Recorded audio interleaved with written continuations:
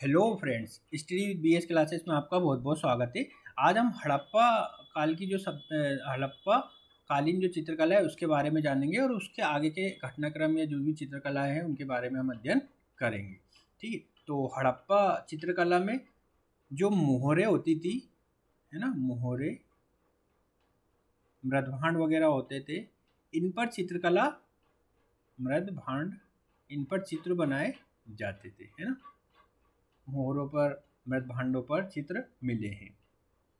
चित्रों में क्या मिला है? चित्रों में पशु, मानव, फूल, है ना, पशुओं की आकृति मिली है, मानव की आकृति मिली है ना, फूल पत्ती तथा ज्यामितीय प्रतीक मिले हैं ना, ज्यामितीय प्रतीक मिले हैं, ज्यामितीय प्रतीक है ना। हड़प्पा से प्राप्त बर्तन, है ना, हड़प्पा से प्राप्त बर्तन के एक भाग में, हड़प्पा से एक बर्तन प्राप्त हुआ है ना, हड़प्पा से एक बर्तन प्राप्त हुआ है, उसके एक भाग में एक मछुआरा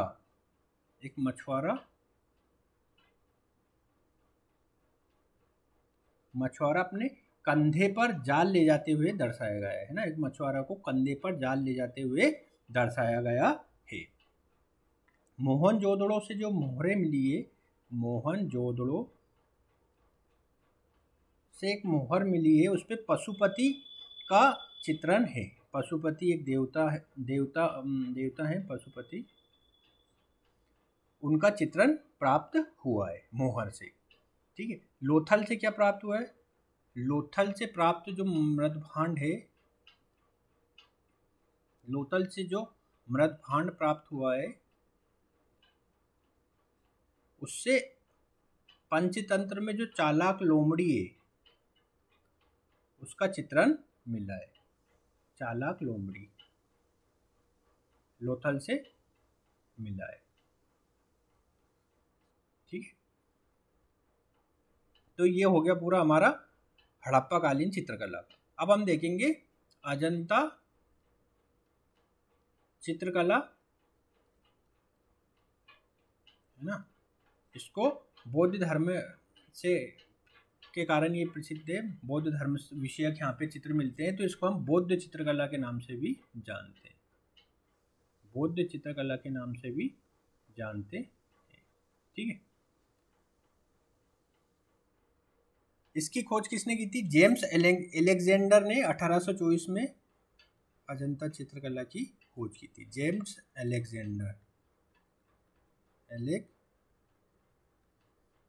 ने 1824 में, है ना।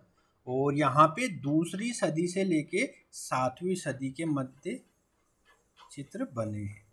दूसरी सदी से लेकर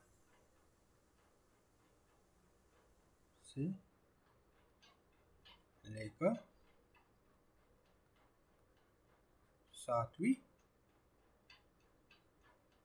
सदी तक के चित्र बने हुए हैं, है ना। चित्र किस प्रकार के? भित्ति चित्रकला है ना, भित्ति चित्रकला है। दीवारों और छतों पर चित्र बने हुए हैं, है ना, दीवारों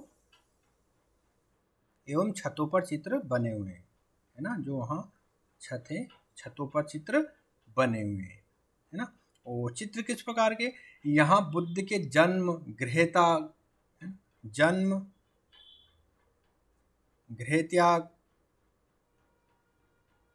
प्रथम उपदेश,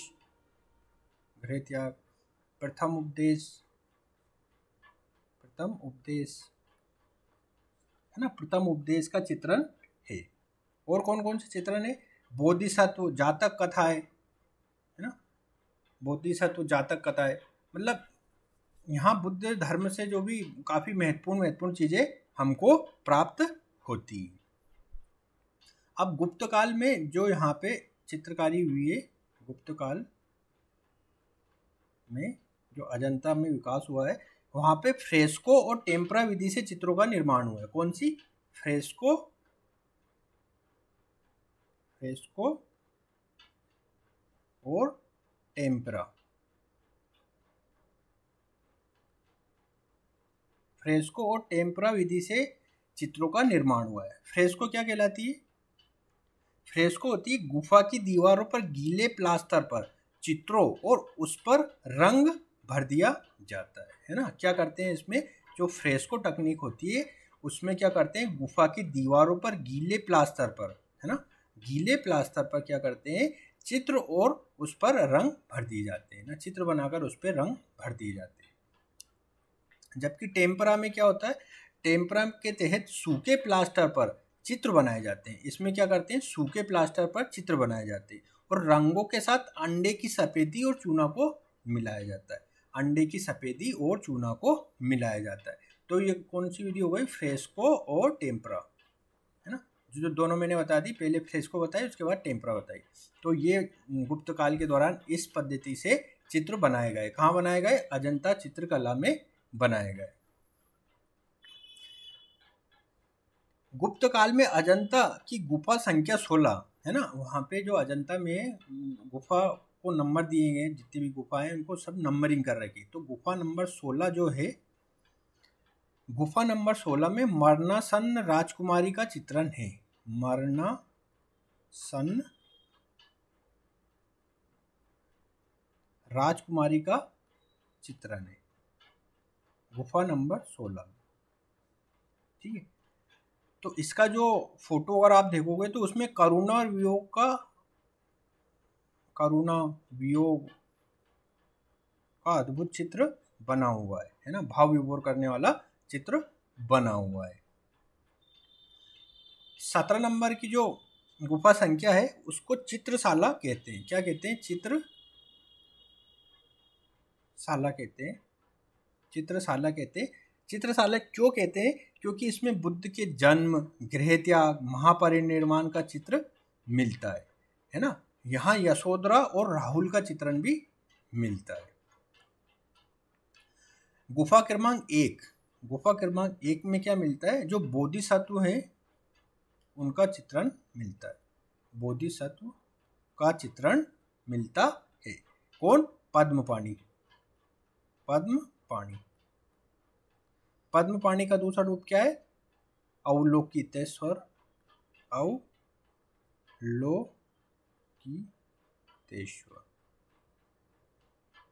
अवलोकितेश्वर है ना। अब जो ये पद्मपाणि है, इनके बाएं हाथ में पद्म पुष्प दिखाया गया है, सर पर मुकुट है और गले में सफेद मोतियों का हार दर्शाया गया है। किनको, पद्मपाणि को, है ना। पद्मपाणि को इस तरह से दिखाया गया है।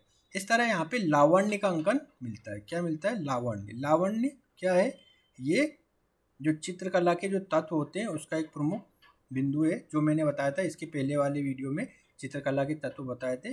तो ये है लावण्य, ठीक है। नेक्स्ट आता है हमारा मार विजय का अंकन, जिसे हम असुर विजय भी बोलते हैं। मार विजय का अंकन, मतलब मार विजय का जो प्रसिद्ध चित्र है वो भी हमें अजंता की गुफा में मिलता है।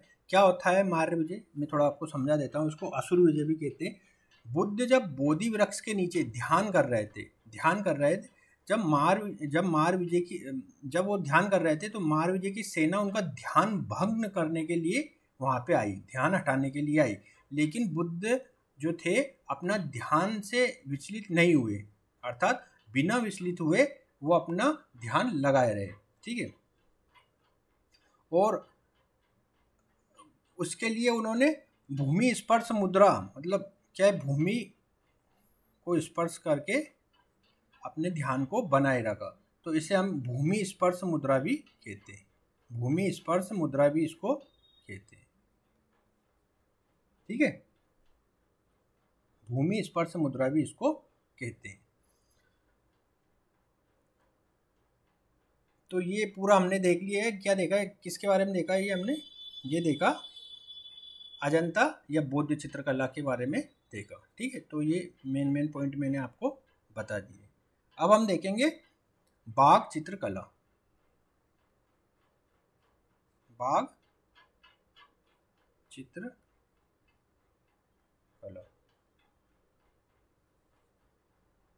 बाघ चित्रकला कहाँ है? ये मध्य प्रदेश के धार जिले में, मध्य प्रदेश के धार जिले में। इसमें लौकिक और धर्मनिरपेक्ष चित्रों का वर्णन किया गया है ना। लौकिक एवं धर्मनिरपेक्ष चित्र बने हुए हैं, धर्मनिरपेक्ष चित्र बने हुए। नेक्स्ट आता है हमारा सित्तलवासल गुफा चित्रकला। सित्तलवासल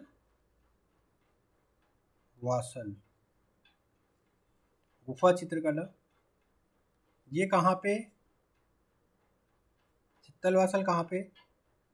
ये सित्तलवासल एक जगह है तमिलनाडु में, है ना, तमिलनाडु में है ये। और यहाँ पे जैन धर्म से संबंधित चित्र बने, जैन धर्म से संबंधित चित्र बने। कौन से शासक के समय के बने? ये बने हैं पल्लव शासक महेंद्र वर्मन फर्स्ट।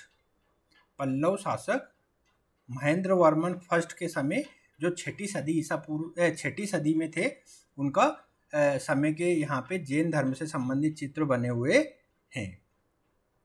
नेक्स्ट आता है हमारा एलोरा गुफा चित्रकला। एलोरा गुफा चित्रकला, एलोरा गुफा चित्रकला, ये भी भित्ति चित्र से संबंधित है ना, भित्ति चित्र से संबंधित है।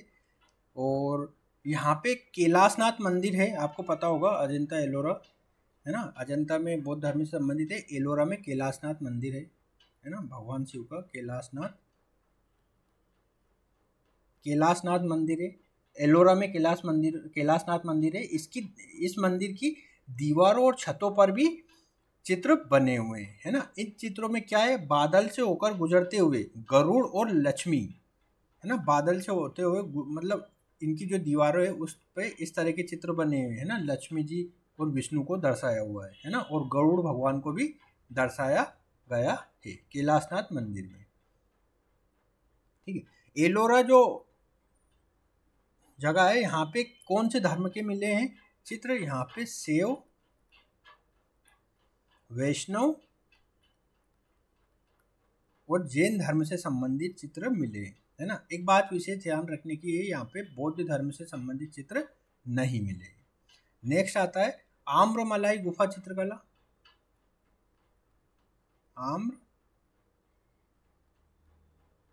आम्रमलाई गुफा चित्रकला,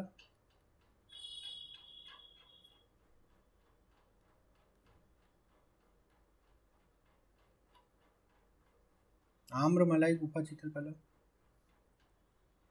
है ना। ये कहाँ पे? आम्रमलाई एक जगह है तमिलनाडु में। यहाँ जैन धर्म से संबंधित चित्र बने हैं, जैन धर्म से संबंधित चित्र बने हुए हैं। ठीक है। नेक्स्ट हम देखेंगे जैन चित्रकला को ही जानेंगे अब, है ना। जैन चित्रकला क्या है? जैन चित्रकला को हम मुख्यतः 3 रूप में देखते हैं। कौन कौन से रूप में देखते हैं? 3 रूप में देखते हैं। पहला है भित्ति चित्रकला के रूप में देखते हैं। ठीक है। दूसरा देखते हैं पट्ट चित्रकला के रूप में देखते हैं। ठीक है। और नेक्स्ट हम देखते हैं ताड़ चित्रकला के रूप में देखते हैं। ताड़ चित्रकला के रूप में हम देखते हैं, जैसे हम पोथी, है ना, पोथी या पुस्तक वाली चित्रकला भी कहते हैं। ठीक है। यहाँ की जो जैन चित्रकला है उसमें नेत्र चित्रण पर विशेष बल दिया जाता है। नेत्र चित्रण कैसा होता है? कानों तक फैले होते हैं, है ना। नेत्र चित्रण मतलब नेत्र यहाँ पे कानों तक फैले हुए होते हैं, कानों तक फैले हुए होते हैं, कानों तक फैले हुए होते हैं। सोने एवं चांदी की स्याही से चित्रों का निर्माण होता है। सोने एवं चांदी की स्याही से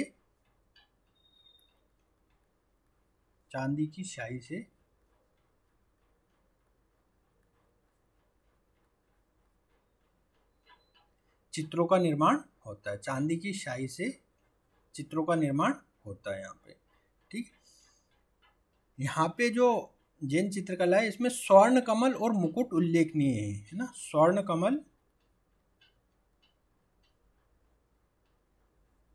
एवं मुकुट उल्लेखनीय है।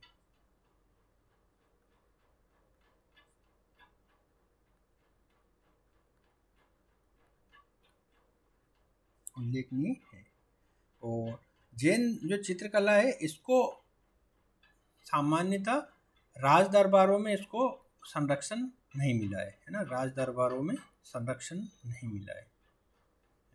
कोई भी ऐतिहासिक पृष्ठभूमि में आप देखेंगे तो जैन जो चित्रकला है उसको राज दरबार में इस तरह का कोई भी संरक्षण नहीं मिला है, मतलब राज दरबार संरक्षण से ये मुक्त रही है ना, मुक्त रही। तो आज का वीडियो हम यही समाप्त करेंगे, नेक्स्ट वीडियो में मिलेंगे। तो वीडियो देखने के लिए बहुत बहुत धन्यवाद।